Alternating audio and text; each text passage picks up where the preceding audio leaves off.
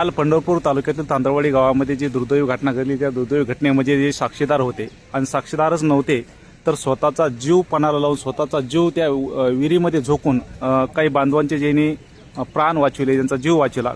या ठिकाणी त्यातले काही बांधव आहेत. आपण त्यांना विचारू, दादा तुम्ही काल त्या ठिकाणी होता, कशी घटना घडली?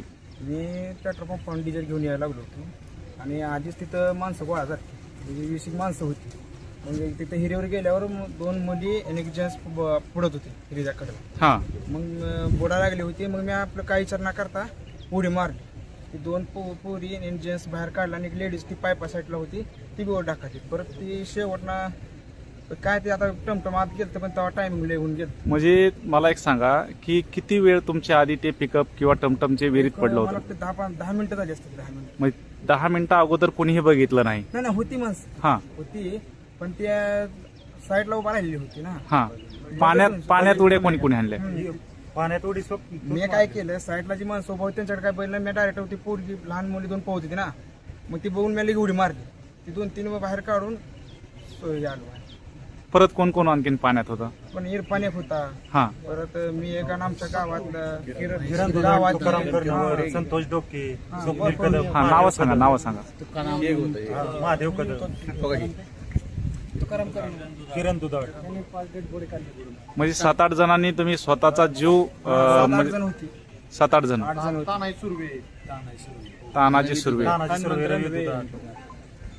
बरं, ही घटना त्या म्हणजे कसं वाटलं? म्हणजे सगळ्या महाराष्ट्राने हळूहळू व्यक्त केली, प्रत्येकाच्या डोळ्यातून पाणी येतं. रोडवाल्याचं काम होतं डिवायडर बांधून द्यायचं. आता ही 9-5 जण एखाद्या घर उद्ध्वस्त झाले, मग ह्याची जिम्मेदारी कोणी घ्यायची?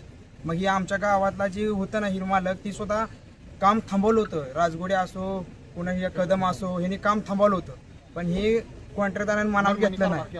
ह्यांनी स्वतःच्या मनाने केले. ती ब्रिज सुद्धा आम्ही काय ब्रँच पडला तर आम्ही ती ब्रिज सुद्धा पाडून हायवेवर सातारा सोलापूर बंद करणार आहे. कारण आमच्या आज ही पंढरपूरातली घटना घडली, एखाद्याचं घर उद्ध्वस्त झाले, आता त्यांच्या घरात कोण लेडीज राहिलं नाही. त्यांचा परपंच गेला वाऱ्यान पाक. किती होते पिकअप मध्ये सगळे? मध्ये 14-16 माणसं होती त्यांची. हा, आणि त्या कुटुंबातले आता किती जण? 6 गेली त्यांची.